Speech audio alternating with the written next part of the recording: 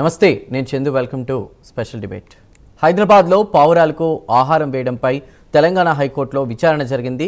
నగరంలో విచ్చలవిడిగా పావురాలకు ఆహారం వేయడం వల్ల ప్రజా ఆరోగ్యం, పారిశుధ్యం, వారసత్వ కట్టడాల పరిరక్షణపై ప్రభావం పడుతోంది అంటూ దాఖలైనటువంటి ప్రజాహిత వ్యాజ్యంపై హైకోర్టు కీలక ఆదేశాలు జారీ చేసింది. ఈ సందర్భంగా రాష్ట్ర ప్రభుత్వం, మున్సిపల్ అధికారులు తీసుకున్న చర్యలపై అఫిడవిట్ దాఖలు చేయాలని హైకోర్టు ఆదేశించింది. పిటిషనర్ వాదన ప్రకారం నివాస ప్రాంతాలు, ఆసుపత్రులు, పార్కులు, చారిత్రక కట్టడాల వద్ద పెద్ద ఎత్తున పావురాలకు ఆహారం వేయడం వల్ల పారిశుధ్య సమస్యలు, ఆరోగ్య ప్రమాదాలు పెరుగుతున్నాయని కోర్టు దృష్టికి తీసుకెళ్లారు. పావురాల విసర్జనతో భవనాలు దెబ్బతింటున్నాయని, శ్వాసకోశ సంబంధిత వ్యాధుల ప్రమాదం కూడా ఉందని పిటిషన్లో పేర్కొన్నారు. అయితే పావురాలకు ఆహారం వేయడాన్ని నియంత్రించేందుకు అసలు ఇప్పటి వరకు ఎలాంటి చర్యలు తీసుకున్నారో వివరించాలని సంబంధిత అధికారులను హైకోర్టు ఆదేశించింది. తదుపరి విచారణను నిర్ణయించిన తేదీకి, అంటే ఆగస్టు 25 ఆ టైంకి కూడా వాయిదా వేసినట్లు కూడా మనకు తెలుస్తోంది. రైట్, ఇదే టాపిక్ మీద మనం ఇవాళ మాట్లాడతాం. మనకి ఇవాళ డిబేట్లో జాయిన్ అవుతున్నారు జేవి రత్నం గారు, secretary, green climate team, NGO, Visakhapatnam నుంచి. వారు జూమ్ ద్వారా మనకు అందుబాటులోకి వచ్చారు. రత్నం గారు నమస్కారం అండి, వెల్కమ్ టు స్పెషల్ డిబేట్. అదేవిధంగా కొద్దిసేపట్లో మనకి డాక్టర్ శ్రీనివాస్ గారు జాయిన్ అవుతారు, assistant professor pulmonology. So Zoom ద్వారా వారు జాయిన్ అవుతారు. ముందుగా రత్నం గారు నమస్కారం. పావురాలకు విచ్చలవిడిగా ఆహారం వేయడం, చారిత్రక కట్టడాలు అలాంటి ప్లేసెస్లో, సిటీస్లో చూసుకున్నా కూడా అది మానవీయ కోణంలో చూసినా కూడా ప్రజా ఆరోగ్యానికి, పర్యావరణానికి ఇబ్బంది చేకూరుతుందని కూడా కోర్టు వాదన, విచారణ ఇదంతా కూడా మనం చూస్తున్నాం. మీరేమంటారు దానికి సంబంధించి? ఆహారం వేయడం విచ్చలవిడిగా తగని పనేనా? యాక్చువల్గా పావురాలకి ఆహారం వేయటము అన్నది చూస్తే మనం సరిగ్గా పరిగణనలో తీసుకోవాల్సిన అవసరం ఏంటంటే, పావురాలకి అవి రెగ్యులర్ గా తీసుకునే ఆహారం వేసే వాళ్ళ సంఖ్య లేదు. ఈ రోజు పావురాలకి ఏం చేస్తున్నారంటే బిర్యానీలు, మిక్సర్లు ఇట్లాంటివి వేస్తున్నారు. దానివల్ల ఏమవుతుంది అంటే పావురాల తాలూకా జీర్ణాశయ వ్యవస్థ దెబ్బతిని అవి పారుడు వ్యాధి అంటే విరోచనాలు అనేది జరుగుతున్నాయి. విరోచనాల వల్ల బ్యాక్టీరియా వస్తుంది. బ్యాక్టీరియా వల్ల చాలా రకాల సమస్యలు వస్తున్నాయి. అసలు ఏమవుతుంది అంటే ఈ పావురాల సంఖ్య పెరిగిపోవడానికి కారణం పావురాలను తినే ఇతర జీవజాతులు లేవు. మనకి ఏదైతే ఈ పావురాలు ఇట్లాంటివన్నీ కూడా తినడానికి ఈ రాత్రి సమయంలో సంతరించే జీవులు కొన్ని తినేస్తుంటాయి. అలాగే మన రాబందులు విపరీతంగా తినేసేవి. దాంతో వీటి సంఖ్య కంట్రోల్గా ఉండేది. కానీ ఒక జాతిని కంట్రోల్ చేసే వ్యవస్థని పూర్తిగా నిర్వీర్యం చేసి జరిగినప్పుడు, ఆ జాతి లేనప్పుడు ఈ మిగతా జాతి తాలూకా సంఖ్య పెరిగిపోవడం అనేది జరుగుతుంది. ఆ పెరిగినప్పుడు ఇట్లాంటి సమస్యలు ఏర్పడతాయి. అయితే పావురాలు ఏవైతే తినే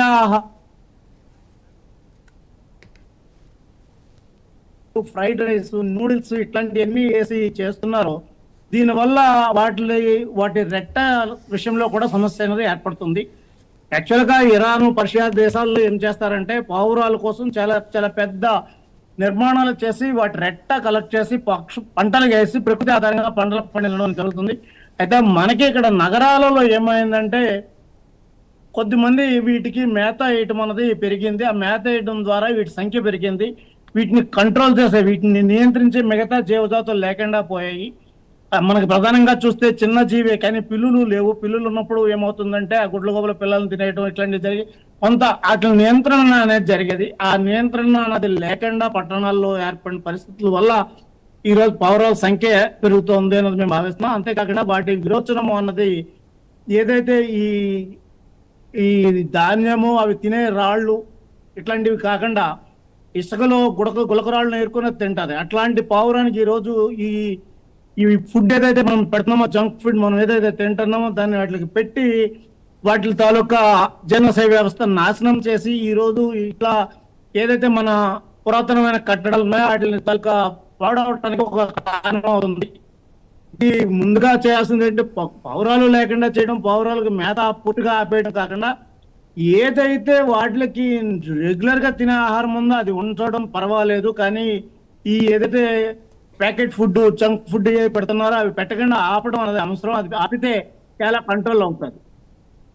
అదేవిధంగా వీటి వల్ల ఇతర అంటే పర్యావరణం దెబ్బతింటుంది, ప్రకృతికి ఇబ్బంది కలుగుతుంది అనేటువంటి క్వశ్చన్ కూడా రేజ్ అవుతుంది. అది ఏ విధంగా వీటి సంఖ్య పెరిగిపోవడం వల్ల ఇబ్బంది అనేది ఏ విధంగా చెప్తారు? ప్రధానంగా పావురాల సంఖ్య ఏ జాతి ఎక్కువగా పెరిగినా మిగతా జాతులకు అనేది కొంతవరకు నష్టం ఏర్పడటం అనేది జరుగుతుంది. అయితే పావురాల సంఖ్య విషయంలో ఏంటంటే పూర్వం పావురాలు దేవాలయాల కాడ ఉండేవి. దేవాలయాల కాడికి చాలా మంది ఓల్డ్ ఏజ్ పర్సన్స్ వెళ్ళేవాళ్ళు. దాని గాలి వల్ల మనకి పెరాలసిస్ సమస్య ఉండదు అని చెప్పేవాళ్ళు. కానీ ఈ రోజు పరిస్థితి ఏంటంటే దేవాలయాలని కాంక్రీట్ అయిపోయి గతంలో సున్నాలు వేస్తే కన్నాలు లేకుండా పోవడం వల్ల అవి సిటీలోకి వచ్చేస్తున్నాయి. ఏదైతే ఈ అపార్ట్మెంట్లు ఉన్నాయో అపార్ట్మెంట్ కల్చర్లో వాడికి దొరికే షేడ్ మీద గుడ్లు పెట్టి పిల్లలు చేసే అవకాశం ఏర్పడింది. దాని ద్వారా వాటి సంఖ్య పెరుగుతూ వస్తుంది. ఇవి ఏదైతే పౌరాల జాతి పెరుగుతుందో ఆ జాతి పెరగడం అన్నది పంటలకి వాటికి ఉపయోగపడే జాతి. కాకపోతే ఏంటంటే పట్టణాలలో వీళ్ళ ఫీడింగ్ వల్ల వాటి తాలూకా జీర్ణశయ వ్యవస్థ దెబ్బతింటం వల్ల మనకి పర్యావరణ సమస్య, అనారోగ్య సమస్య అనేది ఏర్పడుతుంది. రైట్. పక్షి ప్రేమికులు ఉంటారు, వాళ్ళకి అంటే ఏ విధంగా సమాధానం చెప్పాలి? అంటే వాటికి ఆహారం వేయడం అనేది మానవీయ కోణంలో వాళ్ళు చూస్తూ ఉంటారు. సో నియంత్రణ విషయంలో వాళ్ళకి సంబంధించి ఎలాంటి ఆన్సర్ ఇవ్వాలి? అంటే సమన్వయం చేయడం ఎలాగా పక్షి ప్రేమను? ప్రధానంగా నేను కూడా పక్షి ప్రేమికుడినే. గతంలో 300-400 పావురాలను పెంచాను. తెల్ల పావురాలు కానీ, హంస పావురాలు కానీ, ఏదైతే తోక పైకి తీసుండే పావురాలు కానీ, ఇట్లా డిఫరెంట్ పావురాలు, చాలా రంగుల పావురాలు నేను పెంచడం జరిగింది. మా ఇంటి చుట్టూతో పావురాలు ఉండేవి, చాలా జీవజాతులు కూడా ఉండేవి. ఈరోజు పక్షుల్ని కాపాడాల్సిన అవసరం అయితే చాలా ఎక్కువగా ఉంది. ఇప్పుడు మీరంతా కూడా ఏదైతే హైదరాబాద్లో, సికింద్రాబాద్లో ఏదైతే పెద్ద ఎత్తున పావురాల సంఖ్య గణనీయంగా పెరిగిందని ఇబ్బంది పడుతున్నారో, మేము మా ఉత్తరాంధ్రలో పరిశీలిస్తే పంటలకు మేలు చేసే పిచ్చుకలు, బంగారు పిచ్చుకలు ఇవన్నీ కూడా కెమికల్ ఫెర్టిలైజర్, కెమికల్ పెస్టిసైడ్స్ కి బలైపోతూ ఉన్నాయి. ఆ జీవ జాతులే కనపడకుండా పోయే ప్రమాదం అయితే ఈ రోజు ఏర్పడింది. ఏదైతే రైతు నేస్తాలు అంటామో, ఏదైతే పంటలకు మేలు చేసే పక్షి జాతులు ఇవన్నీ అంతరించిపోతున్నాయి. కాబట్టి మనము వీటిలన్నిటిని ఏ విధంగా కాపాడాలనే దాని మీద ప్రభుత్వం ఒక నిర్ణయం తీసుకోవాల్సిన అవసరం ఉంది. బట్టమేక పెట్ట కోసం 7-8 కోట్ల రూపాయలు ఏటా ఖర్చు పెట్టే ప్రభుత్వం మిగతా పక్షులు ఏంటి, వాటి సంఖ్య ఏంటి, ఏ సంఖ్యను మనం కంట్రోల్ చేసుకోవాలి, ఏ సంఖ్య పెరిగేలా ఉండాలి, ఏదైతే ప్రకృతి ఆధారంగా పండించే రైతుకు మేలు చేసే పక్షులు ఏమున్నాయి వాటిని ఎలా కాపాడాలి, ఆ జీవజాతులను ఎలా కాపాడాలి అనే అంశం మీద ఒక స్థిరమైన నిర్ణయం ప్రభుత్వం వైపు నుంచి రావాల్సిన అవసరం ఉందని మేము భావిస్తున్నాం. రత్నం గారు, ఒక్కసారి మీరు కొంచెం వెనక్కి కూర్చొని మాట్లాడండి, ఫ్రేమ్ సరిగా సెట్ అవుతుంది. రైట్, అట్లా ఉండి మాట్లాడండి కొంచెం. Right, okay. సో అదేవిధంగా ఇక్కడ శాస్త్రీయ నియంత్రణ పద్ధతుల విషయంలోకి వస్తే గనక ఏ విధంగా వాటి నియంత్రణ చేయవచ్చు? అంటే వాటికి ఇబ్బంది కలగకుండా కూడా, హాని కలగకుండా కూడా వాటి జనాభా నియంత్రించే పద్ధతులు ఏమైనా ఉన్నాయా? అంటే నెట్స్ ఏర్పాటు చేయడం కానీ, అదేవిధంగా బర్డ్ నెట్స్ అంటూ ఉంటాం కదా, అలానే వాటికి సంబంధించి ఏదైనా శాస్త్రీయ పద్ధతుల్లో సంతానోత్పత్తి నియంత్రణ వంటివి ఆ విధంగా ఏమైనా ఆలోచన చేసే అవకాశం ఉందా? వీటిని సంతానోత్పత్తి అనే కాన్సన్ట్రేషన్ కాకుండా హైదరాబాద్ నగరం చుట్టూతా నేచర్ బేస్డ్ ఫార్మింగ్ చేస్తున్న వాళ్ళ సంఖ్య చాలా ఎక్కువ ఉంది. ఏదైతే ఇరాన్ దేశంలో కానీ, పర్షియాలో కానీ పక్షుల కోసం గూళ్ళు ఏర్పాటు చేస్తున్నారో ఆ స్థాయిలో పక్షుల కోసం గూళ్ళు ఏర్పాటు చేసి వీటిని అక్కడికి డైవర్ట్ అయ్యేలా చేయడం కొంత అవసరం ఉంటుంది. ఎందుకంటే అలా డైవర్ట్ చేయడం వల్ల అక్కడ ఏదైతే ప్రకృతి ఆధారంగా పండించే రైతులు ఉన్నారో వాళ్ళ పంటలకి ఈ పావురాల తాలూకా రెట్ట అన్నది ఎరువుగా ఉపయోగపడుతుంది. ఈ జీవులను అంతరింప చేయాల్సిన అవసరం లేదు. సిటీ నుంచి వాటిని డైవర్ట్ చేయడానికి అవకాశం అయితే ఉంది. మేత విషయంలో మాత్రం ఏదైతే నిర్దిష్టంగా అవి గతంలో తినే ఆహారం ఉందో అది తప్ప మనము ఏదైతే ఈ జంక్ ఫుడ్, ఈ ఇతర బిస్కెట్లు పెట్టడం ఇట్లాంటివన్నీ ఆపించాలి. మేము వైజాగ్లో అయితే పావురాల సంఖ్య విషయంలో ఒక 3 నెలల క్యాంపెయిన్ చేస్తాం. పిచ్చుకలకి, పావురాలకి, కాకులకి ఏదైతే మిక్చర్ పెడుతున్నారో, ఏదైతే బిర్యానీలు పెడుతున్నారో, ఏదైతే ఫ్రైడ్ రైస్ పెడుతున్నారో ఇది ఆపాలని వైజాగ్ బీచ్ లో ఉన్న చిన్న స్టాల్స్ అన్ని క్యాంపెయిన్ మేము చేసాం. అయితే క్యాంపెయిన్ చేస్తే వాళ్ళు ఏంటంటే ఆహారం తినడానికి వచ్చే పక్షులను చూసి పిల్లలు ఆడడానికి వస్తున్నారనే ఆలోచనతో చాలా ఎక్కువ మంది ఈ ఫీడింగ్ చేయడం అనేది చేస్తున్నారు. ఆ బిర్యానీలు ఇవి తయారు చేసేవాళ్ళు కూడా బీచ్ లో, రోడ్డు మీద వాటి మీద వేయటం, దాన్ని ఏమో ఆ పౌరాలు తినటం, పిల్లలు వచ్చి వాటిలో ఆడుకోవడం, ఇట్లాంటి ఒక చర్య జరుగుతుంది. అది ఆగాలి. హైదరాబాద్ లో అయితే చాలా చోట్ల పెడుతున్న దాంట్లో జంక్ ఫుడ్డే ఉంది. ప్రధానంగా మిగిలిపోయిన బిర్యానీలు, మిగిలిపోయిన ఫ్రైడ్ రైస్ పెట్టే వాళ్ళ సంఖ్య పెరిగింది. పూర్తిగా రత్నం గారు మాట్లాడదాం. మనకి ప్రస్తుతం డాక్టర్ శ్రీనివాస్ గారు, assistant professor pulmonology join. Welcome back. ఇక పావురాలకు విచ్చలవిడిగా ఆహారం వేయడం తగదా? పావురాల వల్ల పర్యావరణం కలుషితం అవుతుందా? అదేవిధంగా ప్రజారోగ్య సమస్యలు, అపరిశుభ్ర పరిస్థితులు తలెత్తుతున్నాయా? సో పావురాలకి ఇష్టానుసారంగా ఆహారం వేయకుండా కట్టడి చేయాలా, ఇలాంటి దాని మీద కూడా మనం ఇవాళ మాట్లాడుతూ ఉన్నాం. రైట్, మనతో మాట్లాడడానికి డాక్టర్ శ్రీనివాస్ గారు, అసిస్టెంట్ ప్రొఫెసర్ పల్మనాలజీ జాయిన్ అయ్యారు. శ్రీనివాస్ గారు మీరు డ్రైవింగ్లో ఉన్నారా? లేదండి, నేను డ్రైవింగ్ లో లేను, బట్ వెహికల్ లో ఉన్నాను. ఓకే, రైట్, డ్రైవర్ ఉన్నారు. ఓకే అండి. శ్రీనివాస్ గారు, ఇందాక మనకి రత్నం గారు మాట్లాడుతూ ఒక విషయాన్ని చెప్పారు. గతంలో ఈ పావురాలు అనేవి దేవాలయాలు అక్కడ సమూహాలుగా అట్లా ఉండేవి. సో ఎవరైనా పెద్దవాళ్ళు అలా వచ్చినప్పుడు టెంపుల్స్కి అట్లా వస్తే వాళ్ళకి ఉన్నటువంటి రెస్పిరేటరీ ప్రాబ్లమ్స్, అంటే అదేవిధంగా ఈ పెరాలసిస్ ఇలాంటివి పోయేవి వాటి గాలి నుంచి అన్నారు. కానీ ఈ రోజుల్లో మనం చాలా దినపత్రికలో చదువుతుంది ఏంటంటే పావురాల నుంచి వచ్చినటువంటి గాలి వెళ్తే కనుక ఊపిరితిత్తులకి చాలా ప్రాబ్లం, ఊపిరితిత్తులకి సంబంధించిన చాలా ప్రాబ్లమ్స్ వస్తాయి అంటూ కూడా వింటూ ఉన్నాం. అది ఎంతవరకు నిజం? అలానే ఈ రోజు టాపిక్ మీద మీ ఒపీనియన్ ఏంటి? అంటే దానికి పెట్టాల్సిన ఆహారం కాకుండా బిర్యానీలని ఇంకా ఏవో చెప్తూ ఉన్నారు, రకరకాల ఫుడ్స్ పెడుతూ ఉన్నారు. సో అది విసర్జించే పదార్థాల వల్ల పర్యావరణం కావచ్చు, ప్రజలకి ఇబ్బందులు వస్తున్నాయి అంటున్నారు. దాని మీద మీరేం చెప్తారు? ఎస్ అండి, డెఫినెట్ గా రత్నం గారు చెప్పినట్టు మారుతున్నటువంటి జీవన శైలి, లైఫ్ స్టైల్ చేంజెస్ మన ఏవి అని అంటే బర్డ్స్ లో కూడా చాలా పరివర్తనలు చెందాయి. వాటి డైజెస్టివ్ సిస్టమ్ అయితేనేమి, వారి మైక్రోబయోమ్ అంటే మన పొట్టకు సహకరించేటువంటి సహజమైన బ్యాక్టీరియా అది క్రమంగా రీప్లేస్ అయిపోతుంది. సో రీప్లేస్ అయిపోయినప్పుడు అవి తినే ఆహారం నుంచి బయటకు వచ్చే ఎక్స్క్రీటా అంటే మలమూత్ర విసర్జనలో ఉండే ప్రోటీన్ వల్ల మనకు ఈ హైపర్ సెన్సిటివ్ న్యూమోనైటిస్ అనేది వ్యాధి అనేది మనకు సోకుతుందండి. వాటి ఫెదర్స్ లో కానివ్వండి, వాడు ఎక్స్క్రీట్ చేసేటువంటి మలమూత్రం నుంచి కానివ్వండి, అందులో ఉండే ఒక ప్రోటీన్ వల్ల మనకు కలిగేటువంటి దుష్పరిణామాలు ఏంటంటే హైపర్ సెన్సిటివ్ న్యూమోనైటిస్ అంటాము. దాని వల్ల మన ఊపిరితిత్తులలో రబ్బరీ కన్సిస్టెన్సీ, ఎలాస్టిక్ కన్సిస్టెన్సీ అంతా కూడా ఒక రాయి లాగా మారిపోతుంది అనమాట. అంటే లంగ్ అంతా ఫైబ్రోజ్ అయిపోయి ఎక్స్పాండ్ అవ్వదు, సరిపడా ఆక్సిజన్ మనకు లంగ్స్ నుంచి బ్లడ్ లో కలవదు. సో ఇది మెల్లిమెల్లిగా దీర్ఘకాలిక సమస్య మారేగా ఒక ఛాన్స్ ఉంటుందండి. అంటే కొంతమందిలో మనం అక్యూట్ ఎక్స్పోజర్ ప్రొలాంగ్డ్ పీరియడ్ వరకు పర్సే 4 నుంచి 6 గంటల వ్యవధి వరకు దానికి ఎక్స్పోజ్ అయ్యి దానికి సెన్సిటివ్ ఉంటే, అలర్జిక్ ఉంటే ఇది వెంటనే వాళ్ళకి అక్యూట్ న్యూమోనైటిస్ గా మారే అవకాశం ఉంటుంది. అండ్ మీరు ఇంతకుముందు చెప్పినట్టుగా ఏదైనా దీర్ఘకాలిక సమస్యలు, డయాబెటీస్ లేదా ఇతర కిడ్నీ సమస్యలు, దీర్ఘకాలిక సమస్యలు ఉన్న వాళ్ళు కూడా దీని బారిన పడేటువంటి అవకాశాలు ఎక్కువ ఉన్నాయి. మరి మీరు చూసినట్టయితే ఇంతకు ముందు కోవిడ్ తర్వాత దీని యొక్క ఇన్సిడెంట్స్ చాలా పెరిగిపోయింది. మరి ముఖ్యంగా హైదరాబాద్ లాంటి మెట్రోపాలిటన్ సిటీస్ లో, మీరు ఢిల్లీలో కూడా చూస్తే క్వాలిటీ చాలా పూర్ ఉంటుంది. అలాంటి మెట్రోపాలిటన్ సిటీస్ లో దీని ప్రభావం చాలా ఎక్కువ ఉందని మనం చెప్పుకోవచ్చండి. అలానే పక్షి ప్రేమికులు ఉంటారు, మానవీయ కోణంలో ఆలోచిస్తూ ఉంటారు, వాటికి ఆహారం వేయడం కూడా తప్ప అని. వాటికి వేసే ఆహారం కాకుండా ఇతరితర ఆహారాలు కూడా వేస్తున్నటువంటి పరిస్థితి, మిగిలిపోయిన ఫుడ్ అంటే వాళ్ళకి మీరేం చెప్తూ ఉంటారు? అంటే వీటి నియంత్రణ అనేది ఇప్పుడు ఎందుకు అవసరం అనే దాని విషయంలో ఏం చెప్తారు? ఎస్, పక్షి ప్రేమికులకు అగెనెస్ట్ గా చెప్పడం లేదండి. అంటే బేసికల్లీ ఇప్పుడు ఏదైనా రెసిడెన్షియల్ ఏరియా అనుకుందాం, సపోజ్ డొమెస్టిక్ ఏరియా అనుకుందాం, అక్కడ మనం ఏదైనా టెర్రస్ పైనకి దానా వేస్తున్నప్పుడు అవి అక్కడే వచ్చి అలవాటు పడిపోతాయి. సో సపోజ్ ఆ కమ్యూనిటీలో ఎవరైనా ప్రీ డిస్పోజెంట్స్ ఉన్నారనుకోండి, అంటే ఎవరైనా బారిన పడే అవకాశాలు ఉండే చిన్నపిల్లలు కావచ్చు, వృద్ధులు కావచ్చు, వీళ్ళు తొందరగా దానికి అఫెక్ట్ అయ్యే ఛాన్సెస్ ఉంటాయి. సో ఎవరో చేసే తప్పిదం వల్ల ఇంకెవరో మనకు దానికి మూల్యం చెల్లించాల్సి వస్తుంది. కాబట్టి వాళ్ళు తీసుకునే జాగ్రత్తలు, సపోజ్ అపార్ట్మెంట్ సొసైటీ అనుకోండి, దానికి సంబంధించిన మెష్ వాడుకోవడం కానివ్వండి, జాలి లాంటిది వాడుకోండి కానీ, ఇలాంటి పర్సనల్ ప్రొటెక్షన్ లాంటి పక్షంలో మనకు మాస్క్ అనేది ఒక శ్రీరామ రక్షలాగా ఉంటుంది. కోవిడ్ మనకి ఎటువంటి గుణపాఠం నేర్పిందో మనం దాన్ని మర్చిపోకుండా ఇలాంటి రద్దీ ప్రదేశాలు, పావురాలు ఉండే ప్రదేశాలకు వెళ్ళినప్పుడు మాస్క్ ని మనం తప్పకుండా ధరించడం ఉత్తమం అని చెప్పుకోవచ్చు.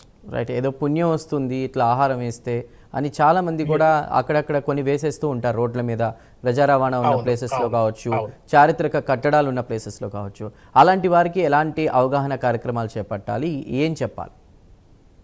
వీటి కోసం మనం స్పెషల్ డ్రైవ్స్ పెట్టుకోవచ్చు అండి. లైక్ మన జిహెచ్ఎంసి కార్పొరేషన్ వాళ్ళతో కానివ్వండి, లేదా మిగతా ఎన్జిఓస్ కానివ్వండి, మిగతా సంస్థలతో మనం ఒక హెల్త్ అవేర్నెస్ అక్కడ క్రియేట్ చేయొచ్చు. వాటి నుంచి వచ్చేటువంటి అన్డిజైరబుల్ సైడ్ ఎఫెక్ట్స్ ఎలా ఉంటాయి, వాటి బారిన ఎవరు పడవచ్చు, వాటి నుంచి మనల్ని మనం ఎట్లా ప్రొటెక్ట్ చేయాలి అనే ఒక చిన్న డ్రైవ్ ని మనం పెట్టి మనం జనాల్లో ఒక అవేర్నెస్ క్రియేట్ చేసే అవకాశం ఉంది.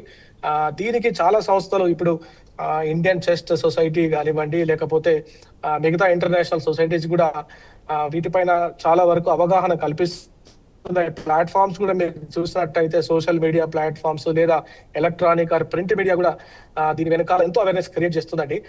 ఇంకా మిగతా ఊరు ప్రాంతాలు కానివ్వండి అండ్ అన్రీచబుల్ ఏరియాస్ కి కూడా ఇలాంటి ఇన్ఫర్మేషన్ తీసుకెళ్ళడానికి ఇలాంటి ప్లాట్ఫామ్స్ ఎంతో ఉపయోగపడతాయని చెప్పుకోవాల్సి. ఇంకొక విషయం చెప్పండి, అంటే పావురాలు ఈ సంఖ్యలో అంటే ఇంత పెద్దగా పెరిగిపోవడానికి కారణం పర్యావరణ సమతుల్యత అనేది ఇబ్బందికి గురవుతుందని చెప్తున్నారు. అలానే చిన్న పక్షులు, పిచ్చుకలు అలాంటివి కనుమరుగవడానికి కూడా ఇది ఒక కారణంగా చూడాలా, లేదంటే రేడియేషన్ అవి కూడా రీజన్సా? అలా చెప్పాలంటే ఇప్పుడు ఎక్స్టింక్షన్ మనము కొంచెం పురాతనంకి వెళ్ళినట్టయితే మనకు డైనోసర్స్ ఉండేవి అని చెప్పేవాళ్ళు. సో మెల్లిమెల్లిగా మనం ఇండస్ట్రియలైజేషన్ అండ్ డిఫారెస్టేషన్ పెరిగినప్పుడు ఇవన్నీ స్పీసీస్ కూడా కొంచెం ఎండేంజర్డ్ అయిపోతాయండి. Maybe it could be reason. Modernisation and industrialisation కూడా ఒక రీజన్ అని చెప్పుకోవచ్చు. మీరు చూసినట్టయితే గ్లోబల్ వార్మింగ్, ఇప్పుడు చెట్లను నరికేయడం, చెట్లు లేని ప్రాంతాలు చూసుకుంటూ ఎంత కాంక్రీట్ వరల్డ్ లో ఉంటున్నాం కాబట్టి అది కూడా ఒక దానికి ముఖ్య కారణంగా చెప్పుకోవచ్చండి. రైట్. రత్నం గారు, మీ వర్డ్స్ ఏంటండి దీనికి సంబంధించి కూడా? ఈ ఆహారం వేయడం ఆంక్షలకు సంబంధించి కూడా ఎక్కడ ఎవరికి ఏ ఇబ్బంది లేకుండా ఉండాలంటే ప్రభుత్వం ఎలాంటి కార్యక్రమాలు చేపట్టాలి ఈ విషయంలో? ప్రభుత్వం ముందుగా చేయాల్సిందంటే ఏదైతే వాటికి అవసరం లేనిది, వాటికి అలవాటు లేనిది, గడిచిన అంటే మనిషి ఆవిర్భావం 2 లక్షల సంవత్సరాలు అయితే పావురాల ఆవిర్భావం కొన్ని కోట్ల సంవత్సరాలు.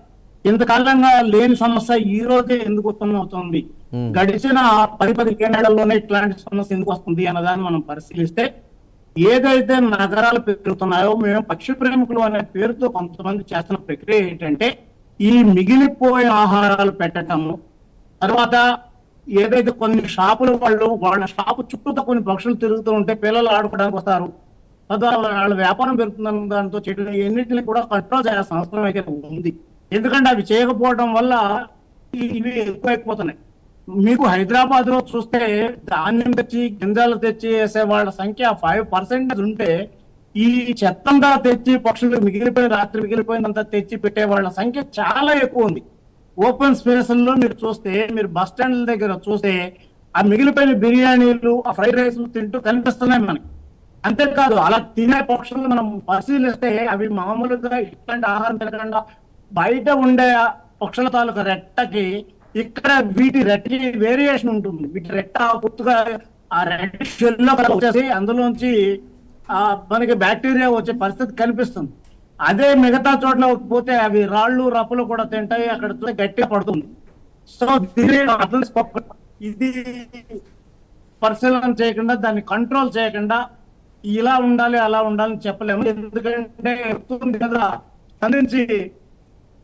స్పందించి అన్ని రకాల పశుపక్షాదులు రైట్. శ్రీనివాస్ గారు, ఫైనల్ గా మీరేమంటారు? జిహెచ్ఎంసీ హైకోర్టు సూచనల మేరకు నగరాల్లో వాటిలో దృష్టిలో పెట్టుకుని పరిశుభ్రత విషయంలో కావచ్చు, చారిత్రక కట్టడాలు కావచ్చు, అలాంటి ప్లేసెస్లో ఈ పావురాల కట్టడికి సంబంధించి ఎలాంటి చర్యలు తీసుకోవాలంటారు మీరు? ఫైనల్ గా మీ వర్డ్స్ ఏంటి? అవునండి, ఇప్పుడు ఇవన్నీ కూడా మనకు మాన్యుమెంట్స్ అండి, హెరిటేజల్ మాన్యుమెంట్స్. వాటిని మెయింటైన్ చేస్తూ టైమ్లీ మెయింటెనెన్స్, అంటే వాటి టెర్రస్ లో కానివ్వండి, వాటి పైకప్పులో కూడా అవి వచ్చి అక్కడ గుడారాలు పెట్టకుండా మెష్ వాడడం లేదా ఇంకేదైనా రకంగా కట్టడి చేసుకుంటే వీటి ప్రభావం చాలా మట్టుకు తగ్గుతుందండి. అంటే మనం చూస్తాం ఎక్కువగా రద్దీ ఉండే ఏరియాస్, ఇప్పుడు చార్మినార్ అయితే ఏంటి, బేగం బజార్ అయితే ఏంటి, అది ఎక్కువగా మనకు జనసంచారం ఉండేటువంటి ఏరియా. అలాంటి ఏరియాస్ మనం ముందుగా నోటిఫై చేసుకొని అక్కడ ఎవరైనా ఇలాంటి బర్డ్ లవర్స్ అక్కడ ఇర్రిలవెంట్ గా దానా వేయడం కానీ అలాంటివి ఉంటే వాటిని కట్టడి చేసుకోవడం.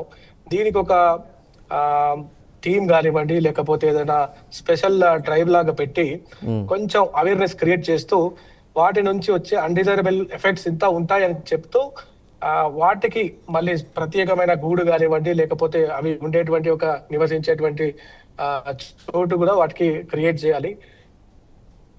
రైట్ అండి. రైట్. శ్రీనివాస్ గారు అండ్ రత్నం గారు ఇద్దరికి కూడా థ్యాంక్ యూ అండి ఈ డిబేట్లో జాయిన్ అయినందుకు. సో మొత్తం మీద చూసుకుంటే కనుక హైకోర్టు సూచనల మేరకు మరి జిహెచ్ఎంసీ అదేవిధంగా ఇతర యంత్రాంగాలన్నీ కూడా ఎలాంటి చర్యలు చేపట్టబోతున్నాయి నగర శుభ్రతని అదేవిధంగా ప్రజా ఆరోగ్యాన్ని దృష్టిలో ఉంచుకుని కూడా సో ఎందుకంటే ఇకోసిస్టమ్ అనేది బ్యాలెన్స్ చేయడం కూడా కావాలి. చిన్న పక్షులు ఇతర పక్షులు కూడా అవి కనుమరుగైపోతున్నాయి, పావురాల సంఖ్య పెరిగిపోతుంది. వాటి ఆహారం వాటికి కాకుండా కూడా ఇతర ఆహారాలు పెట్టడం వల్ల వాటి విసర్జనల త్రూ కూడా ప్రజారోగ్యం వాతావరణం అంతా దెబ్బతింటుంది. కాబట్టి దృష్టిలో ఉంచుకునే అవగాహన కార్యక్రమాలు కూడా చేపట్టాలంటూ కూడా నిపుణులు వారు చెప్తూ ఉన్నారు. ఇది వాటి special debate. Keep watching prime news.